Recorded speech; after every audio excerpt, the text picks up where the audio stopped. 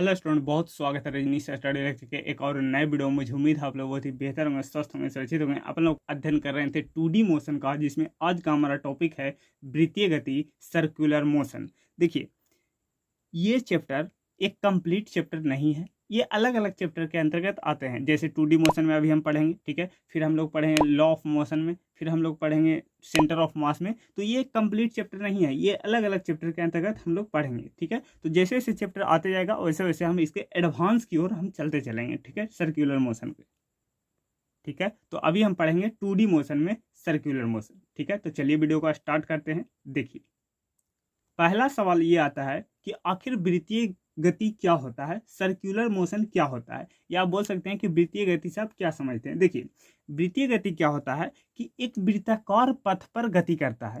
कोई भी वस्तु अगर एक वृत्ताकार पथ पर गति कर रहा है उसको कहते हैं सर्कुलर मोशन, उसको कहते हैं वृत्तीय गति। फॉर एग्जाम्पल, देखिए, हम लोग बचपन में एक बहुत ही अच्छा चीज खेलते थे, वो क्या था आज आपको रियलाइज होगा, ठीक है। देखिए, पहले हम क्या करते थे कि एक रस्सी लेते थे, ठीक है, इस प्रकार से एक रस्सी ले लिए, ठीक है, और इसमें हम एक वस्तु को बांध दिए, ठीक है, या आप बोल सकते हैं एक ईंट का टुकड़े को बांध दिए, ठीक है, और इसको आप लोग गोल गोल घुमाते थे, ठीक है। इसको आपको गोल गोल बचपन में क्या करते थे, इसको घुमाते थे, ठीक है। तो ये जो गति करता है, ये जो गति करता है, ये एक वृत्तीय गति करता है, सर्कुलर मोशन करता है, ठीक है।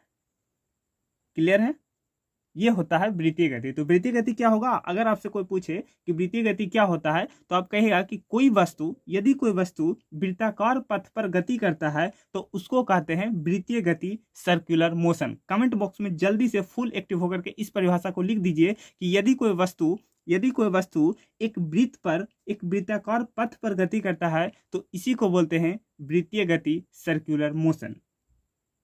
क्लियर है। अब देखिए आगे, मान लेते हैं कि ये कोई एक वृत्त है, ठीक है, ये कोई एक वृत्त है, ठीक है। और यहां पर ही एक वस्तु रखा हुआ है, ठीक है, यहां पर ही एक वस्तु रखा हुआ है। ये हो गया वस्तु 1, ठीक है, इस या आप नाम दे सकते हैं, ये वस्तु हो गया ए। और देखिए, और ये वस्तु कुछ समय पश्चात यहां पर चला गया, ये वस्तु हो गया बी, यही वस्तु गया है, ठीक है। तो देखिए, यहाँ पर ही दो तरह के आपको विस्थापन देखने को मिलेगा, यहाँ पर ही आपको दो तरह के विस्थापन देखने को मिलेगा, ठीक है।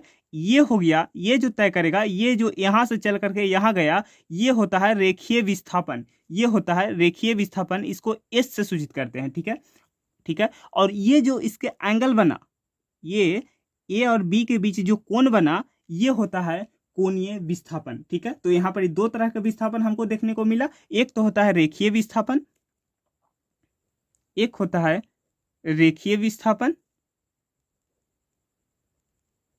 ठीक है, और दूसरा होता है कोणीय विस्थापन। रेखीय विस्थापन को अपन एस से सूचित करते हैं, और एक होता है कोणीय विस्थापन, एक होता है कोणीय विस्थापन, ठीक है। अच्छे से समझते चलिएगा और फुल एक्टिव होकर के कमेंट बॉक्स में या अपने कॉपी में लिखते चलिएगा, ठीक है। कोणीय विस्थापन जो कि हो गया थीटा, ठीक है। देखिए, ये हमने एक सर्कुलर रूप बनाया, ठीक है, ये कोई वस्तु इस वृत्ताकार पथ पर गति कर रहा है, ठीक है। ये कोई वस्तु ए है और ये वस्तु ए बिंदु से निकल करके बी बिंदु तक चला गया, ठीक है। ये जो तय किया इसको कहते हैं रेखीय विस्थापन, जिसको एस सूचित करते हैं। और ये जो यहाँ से चलकर यहाँ गया, उनके बीच जो कोण बना, इसको कहते हैं कोणीय विस्थापन थीटा, ठीक है। तो रेखीय विस्थापन और कोणीय विस्थापन में उम्मीद करता हूं यहाँ पर ही क्लियर होगा। नहीं समझ में आया कोई बात नहीं, एक बार और देख लीजिए। देखिए, मान लेते हैं ये एक रास्ता है, ठीक है, समझाने के लिए यहाँ पर देख लीजिएगा, ये एक रास्ता है, ठीक है, ये रास्ता है।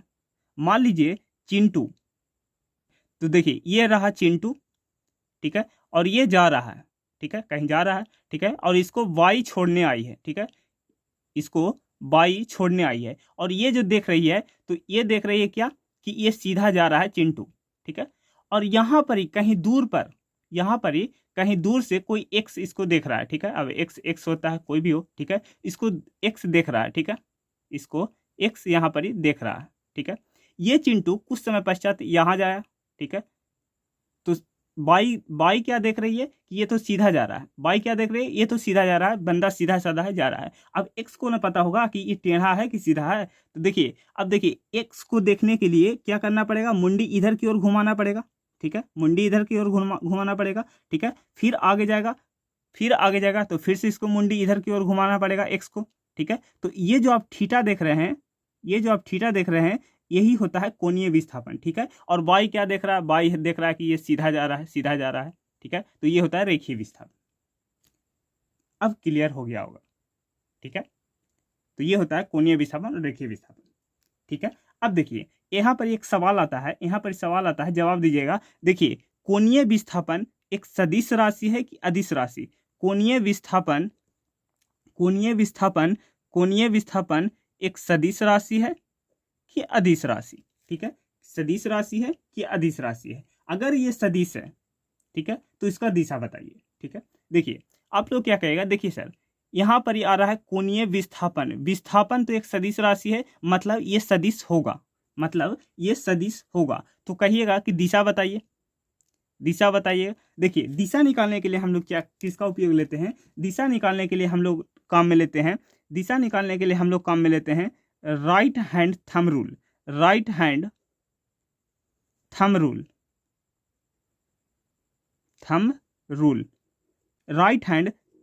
इसको हिंदी में बोलते हैं दक्षिण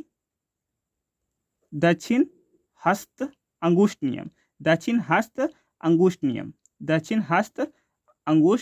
नियम, ठीक है।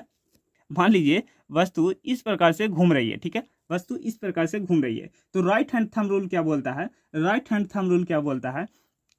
कि जिस भी दिशा में घूम रहा है, जिस भी दिशा में आप चल रहे हैं, उसकी दिशा में आप अंगुलियों को इस प्रकार से फैला दीजिए, ठीक है, इस प्रकार से फैला दीजिए। और जो अंगूठा है ये बताएगा किसकी दिशा?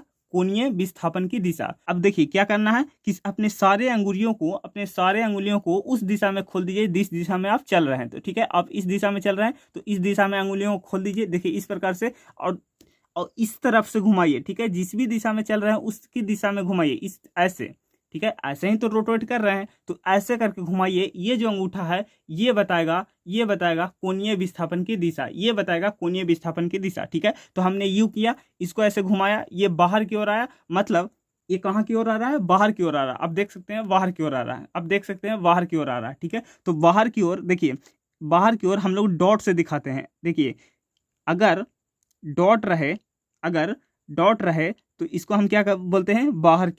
बाहर की दिशा, ठीक है। और अगर क्रॉस रहे तो इसको बोलते हैं अंदर की दिशा, तो ये हो गया कोणीय विस्थापन का चिन्ह, ये हो गया दिशा का चिन्ह, ठीक है। बोल रहे हैं जो सुन लीजिएगा, ठीक है, ये हो गया दिशा का चिन्ह, ठीक है। अगर बाय द वे इस तरीका से चलता, ठीक है, इधर से चलता, ठीक है, यही वाला इधर की ओर चलता, ठीक है, अगर यही वाला इधर की ओर चलता तो हम लोग क्या करते हैं? जिस भी दिशा में चल रहा है उधर की अंगुलियों को खोल दीजिए, ठीक है। और जिस ओर चल रहा है, मतलब जिधर की ओर घूम रहा है उधर की तरफ आप अंगुलियों को घुमाइए। ये अंगूठा है जो अंदर की तरफ बताएगा, ये होता है कोणीय विस्थापन की दिशा, ठीक है। तो अगर इधर की ओर चलेगा तो अंदर की ओर होगा, ठीक है। अगर ऐसे चलेगा तो बाहर की ओर होगा, और ऐसे चलेगा तो अंदर की ओर होगा, ठीक है। तो ये चलने वाला पर डिपेंड करता है, सॉरी, ठीक है। तो अगर आप इस प्रकार से घूम रहे हैं, ठीक है, तो कहाँ आएगा? बाहर की तरफ। अगर इस प्रकार से घूम रहे हैं तो अंदर की तरफ, ठीक है। तो ये चलने वाला पर डिपेंड करता है, ठीक है। तो इसका दिशा निकालने आ गया, ठीक है, मस्त समझ में आ गया। चलिए अब आगे बढ़ते हैं, ठीक है। अब आगे देखिए वृत्तीय गति में वेग। देखिए अगर आप वृत्तीय गति पर आप वेग देखेंगे तो हर एक बिंदु पर अलग अलग होगा, मतलब हर एक बिंदु पर क्या होगा? आपका वेग बदलते रहेगा। जैसे मान लीजिए यहाँ पर ये एक गोला नच रहा है, ठीक है, ये वस्तु नच रहा है, ठीक है। तो अगर आप इस पर स्पर्श रेखा खींचेंगे तो यहाँ पर आएगा, ठीक है, इस तरफ आएगा, ठीक है, ये हो गया वेग की दिशा। अगर यहाँ पर स्पर्श रेखा खींचेगा तो ये हो जाएगा वेग की दिशा। अगर यहाँ पर स्पर्श रेखा खींचेगा तो ये हो जाएगा वेग की दिशा। यहाँ पर ही खींचेगा स्पर्श रेखा तो ये हो जाएगा वेग की दिशा। जिस भी बिंदु पर आपको वेग चाहिए उस पर आप क्या करेंगे? स्पर्श रेखा खींचेंगे, वो बताएगा वेग की डायरेक्शन, ठीक है, अब देख सकते हैं कि वृत्तीय गति में जो आपका वेग है वो हर बिंदु पर क्या हो रहा है? बदल रहा है। हर एक बिंदु पर क्या हो रहा है? बदल रहा है, ठीक है। तो वृत्तीय गति में हर एक बिंदु पर आपका वेग बदलता है। तो इस बात को भी कमेंट बॉक्स में नोट करिए कि वृत्तीय गति में हर एक बिंदु पर या हर बिंदु पर आपका वेग बदलेगा, ठीक है। यहां तक क्लियर है? अब देखिए ये वृत्तीय गति कर रहा है, ये बिंदु ए से गया बी तक, ठीक है। इसको मान लेते हैं हम लोग त्रिज्या, इसको मान लेते हैं हम लोग त्रिज्या, ठीक है। तो कोण बराबर क्या हो जाएगा, मतलब कोण बराबर क्या हो जाएगा, देखिए कभी ना कभी आपने जरूर पढ़ा होगा कि कोण बराबर होता है चाप, जो आपने चाप लिया है ये वाला चाप अपॉन त्रिज्या, ये जो त्रिज्या है जो त्रिज्या, ठीक है। तो कोण बराबर हो जाएगा चाप अपॉन त्रिज्या। तो थीटा को आप कोण मान लीजिए, ठीक है, थीटा को आप कोण मान लीजिए, और चाप कितना है, एस है, एस है, तो और त्रिज्या कितना है, कैपिटल आर। तो यहाँ से हो जाएगा थीटा बराबर एस बटा आर, थीटा बराबर एस बटा आर। तो यहाँ से हो जाएगा एस बराबर आर इंटू थीटा, यहाँ से आ जाएगा एस बराबर आर इंटू थीटा। एस क्या है, रेखीय विस्थापन, आर क्या है, त्रिज्या, थीटा क्या है, कोणीय विस्थापन, ठीक है। तो सभी आपको पता है, और ये फॉर्मूला बहुत ज़्यादा इंपॉर्टेंट है, इसको आप लोग स्टार करके नोट कर लीजिए, ठीक है। अब देखिए थीटा की बात करते हैं। देखिए थीटा को हम लोग दो चीज़ में डिवाइड करते हैं, दो भागों में डिवाइड करते हैं, ठीक है, दो भागों में डिवाइड करते हैं। एक तो डिग्री, एक तो हम लोग डिग्री में डिवाइड करते हैं, और एक हम लोग रेडियन में डिवाइड करते हैं, ठीक है, एक हम लोग रेडियन में डिवाइड करते हैं। अब देखिए थोड़ा समझने के लिए ऊपर करिएगा, चलिए अब ठीक है। देखिए ये होता है 180 डिग्री, ठीक है। 180 डिग्री को आपको रेडियन में बदलना होगा, तो आप लिखिएगा पाई, ठीक है। 180 डिग्री को रेडियन में बदलिएगा तो कितना लिखिएगा, पाई। 360 डिग्री को अगर आप रेडियन में बदलिएगा तो इसको लिखिएगा 2 पाई, ठीक है। अगर 90 डिग्री को रेडियन में बदलिएगा तो इसको लिखिएगा पाई बाई 2, ठीक है। पाई रेडियन बराबर 180 डिग्री, 2 पाई बाई रेडियन बराबर होता है 360 डिग्री, पाई बाई 2 रेडियन बराबर होता है 90 डिग्री, ठीक है। ये आपको पता होगा, ठीक है। अब देखिए आगे, अब देखिए थोड़ा सा आगे देखिए, देखिए ये तो हो गया, ठीक है, थीटा के बारे में। अब देखिए रेखीय वेग क्या होता है, देखिए देखिए रेखीय वेग में हम लोग क्या करते हैं, देखिए रेखीय वेग में हम लोग क्या करते हैं कि रेखीय विस्थापन में अगर समय के साथ जोड़ते हैं, अगर रेखीय विस्थापन को अगर आप समय के साथ जोड़ते हैं तो ये बताता है रेखीय वेग को, ये बताता है रेखीय वेग को, रेखीय वेग को, ये बताता है रेखीय वेग को। और रेखीय वेग को हम लोग v से सूचित करते हैं, v बराबर होता है s बाई टी, ठीक है। अगर हम रेखीय विस्थापन में अगर समय से भाग दे देते हैं तो ये बताता है हमारा रेखीय वेग। जैसे आप वेग को कैसे लिखते हैं, डी एक्स बटा डी टी, ठीक है, डी एक्स बटा डी टी। सेम उसी प्रकार v को कैसे लिखिएगा, डी एस बटा डी टी, ठीक है। तो एस बाई टी, अगर आप रेखीय विस्थापन में समय को जोड़िएगा तो ये बताता है रेखीय वेग को, ठीक है।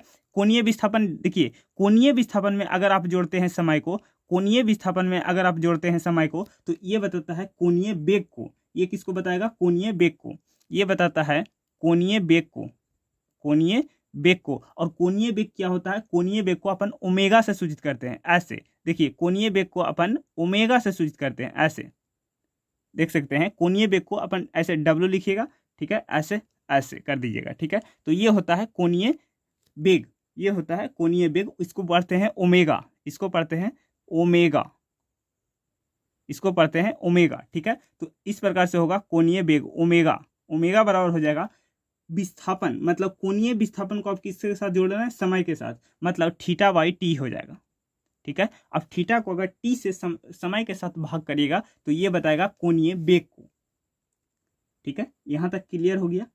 रेखीय विस्थापन, रेखीय विस्थापन में अगर समय के साथ जोड़ते हैं तो ये बताता है रेखीय वेग को। अगर कोणीय विस्थापन को आप समय के साथ जोड़ते हैं तो ये बताता है कोणीय वेग को। अब देखिए रेखीय विस्थापन में परिवर्तन की दर ये बताता है रेखीय वेग को, और थीटा में परिवर्तन की दर ये बताता है किसको, कोणीय वेग को। ठीक बात है, यहाँ तक समझ में आ गया। अब देखिए थोड़ा सा आगे देखते हैं, ठीक है। मान लीजिए ये वृत्तीय कोई गति कर रहा है, ये कोई वृत्तीय गति कर रहा है, ठीक है, ठीक है। मान लेते हैं यहाँ पर जो एक वस्तु है वो है, मान लेते हैं कुछ और है, ठीक है।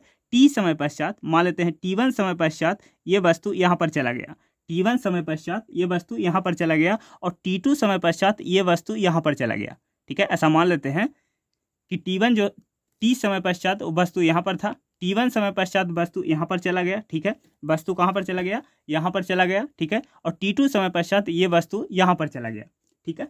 ये जो थीटा एंगल बना रहा है ये हो गया θ1, ठीक है। और ये वाला जो कोण बन रहा है, ठीक है, ये हो गया θ2, ठीक बात है। तो अब देखिए थीटा में परिवर्तन, थीटा में परिवर्तन कितना आया, कहाँ से चला गया, θ1 से θ2 चला गया, मतलब θ2 माइनस θ1, θ2 माइनस θ1। ठीक है, अब देखिए रेखीय वेग कितना तय किया, देखिए ये हो गया और ये हो गया। ठीक है, ये हो गया और ये हो गया। मान लेते हैं जो पूरा रेखीय वेग है, जो परिवर्तन आया वो डेल्टा एस है। ठीक है, यहाँ से यहाँ तक जो चला, यहाँ से यहाँ तक जो चला वो हो गया S2, और यहाँ से यहाँ तक जो चला वो हो गया S1। ठीक है, तो यहाँ से हो जाएगा डेल्टा एस बराबर S2 माइनस S1। अब क्या समझाना चाह रहे हैं, जो देखिए देखिए क्या होता है, अभी अभी आपको बताएं, एक होता है रेखीय वेग और एक होता है कोणीय वेग। रेखीय वेग क्या होता है, v बराबर होता है S/t। देखिए रेखीय विस्थापन में परिवर्तन समय के सापेक्ष, रेखीय विस्थापन में परिवर्तन समय के सापेक्ष।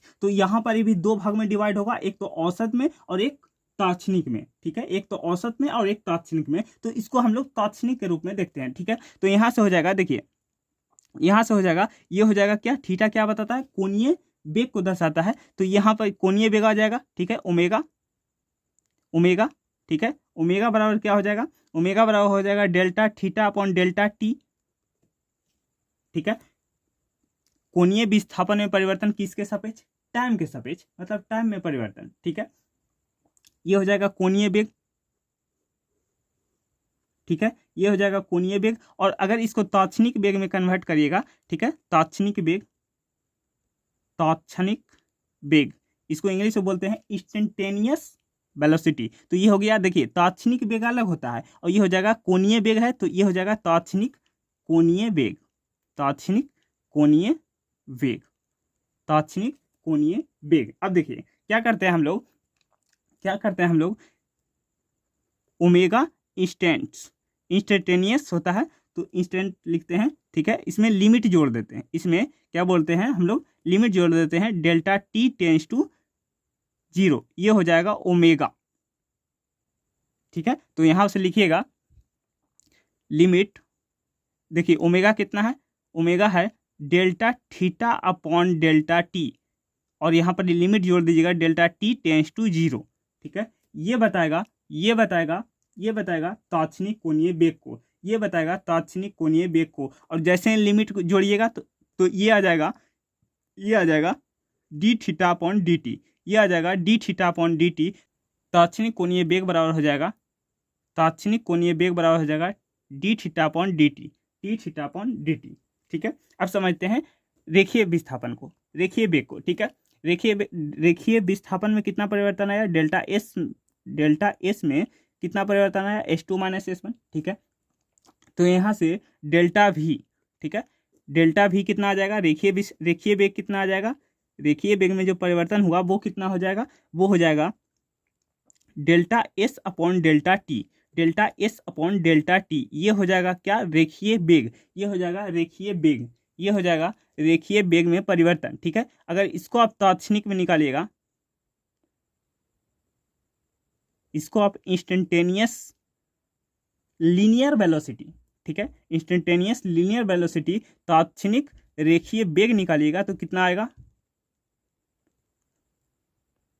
तात्क्षणिक रेखीय वेग, देखिए वी इंस्टेंट कितना आ जाएगा, देखिए अगर हम भी जो आया, क्या आया, रेखीय वेग, जो रेखीय वेग उसमें अगर हम लिमिट जोड़ दें, उसमें अगर हम लिमिट जोड़ दें तो ये आ जाएगा हमारा, ये हो जाएगा डेल्टा टी टेंस टू 0। ठीक है, ठीक है, तो मान रखिए, देखिए लिमिट, रेखीय वेग का मान कितना है, रेखीय वेग का मान है ds बटा dt, ds बटा dt, और ये एक लिमिट समय के लिए होता है, एक फिक्स टाइम के लिए होता है। ठीक है, तो फिक्स टाइम के लिए हम लोग डिफरेंशिएटर का यूज करते हैं। तो यहाँ से हो जाएगा v इंस्टेंट बराबर, v इंस्टेंट बराबर ये हो जाएगा ds बटा dt, ds बटा dt, जो कि हो जाएगा रेखीय वेग में परिवर्तन समय के सापेक्ष, रेखीय वेग में परिवर्तन समय के सापेक्ष, ये बनाता है तात्क्षणिक रेखीय वेग को। ठीक है, ये बताता है तात्क्षणिक रेखीय वेग को। तो ये बहुत ज़्यादा इंपॉर्टेंट इन दोनों फॉर्मूला है, इसको भी आप लोग नोट कर लीजिए। ठीक है, यहाँ तक का स्क्रीनशॉट पहले ले लीजिए, आराम से पहले समझ लीजिए, फिर हम आगे बढ़ेंगे। ठीक है, अब एक छोटा सा टॉपिक है, कोणीय वेग तथा रेखीय वेग में संबंध, relation between linear velocity and angular velocity. ठीक है, इसको हम लोग देखते हैं। ठीक है, देखिए अभी अभी आपने पढ़ा, क्या पढ़ा है, एस बराबर आर इंटू थीटा। ठीक है, रेखीय वेग बराबर होता है कोणीय वेग इंटू त्रिज्या, ठीक है। एस बराबर आर इंटू थीटा, एस बराबर आर इंटू थीटा। अब क्या करिए कि दोनों तरफ, ठीक है, दोनों तरफ समय के सापेक्ष, दोनों तरफ समय के सापेक्ष अवकलन करने पर, अवकलन आपको 1D में हमने पढ़ा रखा है, ठीक है। अवकलन करने पर कैसे करते हैं जो देखिए, इसको करेंगे टी के सापेक्ष तो ये हो जाएगा ds बटा dt, ठीक है। देखिए यहाँ पर जो है वो r क्या है, कांस्टेंट है, तो r बाहर आ जाएगा, अवकलन किसका होगा, थीटा का, तो ये हो जाएगा d थीटा अपॉन dt, ठीक है। हमने दोनों तरफ अवकलन किया है, ठीक है। जैसे आप पढ़ते हैं, जैसे आप कैसे पढ़ते हैं, dy बटा dx, y में परिवर्तन x के सापेक्ष, ठीक है, इस प्रकार पढ़ते हैं। तो इसको भी सेम पढ़ेंगे, s में परिवर्तन t के सापेक्ष, थीटा में परिवर्तन t के सापेक्ष, ठीक है, ऐसे ही करते हैं हम लोग। तो इसको लिखते हैं dy बटा dx, सेम इसी को आप ऐसे लिख सकते हैं ds बटा dt, ठीक है, यहां तक क्लियर है। अब देखिए ds बटा dt, अभी आपको बताए हैं कि ds बटा dt किसको बताता है, इंस्टेंटेनियस रेखीय वेग को बताता है, तात्क्षणिक रेखीय वेग को बताता है। तो यहां से आ जाएगा v इंस्टेंटेनियस, मतलब v आ जाएगा, ठीक है, बराबर। अब देखिए और तो यहाँ पर एक कांस्टेंट है तो और को और छोड़ दीजिए, ठीक है। अब देखिए यहाँ पर जो है, यहाँ पर जो आप देख सकते हैं D theta upon d t, ये किसको बताता है, ये बताता है कोणीय वेग को, ये किसको बताता है, कोणीय वेग को। तो यहाँ पर आ जाएगा ओमेगा, यहाँ पर आ जाएगा ओमेगा, ठीक है। तो ये आ जाएगा v बराबर r इंटू ओमेगा, v बराबर r इंटू ओमेगा, ये हो जाएगा कोणीय वेग और रेखीय वेग में संबंध, और ये हो जाएगा अदिश रूप में, ये है अदिश रूप में कोणीय वेग तथा रेखीय वेग में संबंध, ठीक बात है, क्लियर है यहाँ तक। तो सदिश रूप में क्या होता है, हमको अदिश रूप में तो आप बता दिए, सदिश रूप में बता दीजिए। तो यहाँ से हो जाएगा v बराबर r क्रॉस ओमेगा, ठीक है, जो ओमेगा की दिशा होगा वहीं इसके वेलोसिटी की दिशा होगा, वेग की दिशा होगा, रेखीय वेग की दिशा होगा, ठीक है। तो ये हो जाएगा सदिश रूप में, ये जो हो जाएगा सदिश रूप में, ये जो हो जाएगा वो हो जाएगा सदिश रूप में, ठीक है, क्लियर है, ठीक है।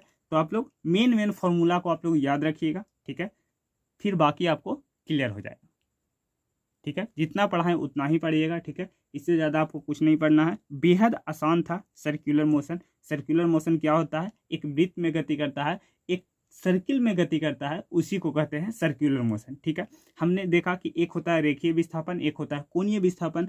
फिर हम लोग देखें उसकी दिशा कैसे निकालते हैं कोणीय विस्थापन की, तो हम लोग किसमें काम लेते हैं, राइट हैंड थंब रूल, ठीक है, राइट हैंड थंब रूल का काम करते हैं, ठीक है। और अगर हम रेखीय विस्थापन में अगर समय के साथ जोड़ते हैं तो वो बताता है रेखीय वेग को, अगर हम कोणीय विस्थापन में समय को जोड़ते हैं तो ये बताता है कोणीय वेग को, ठीक है। तो अच्छे से इसको रिवाइज करिएगा, आने वाले क्लास में ये बहुत ज़्यादा काम आने वाला है, ठीक है।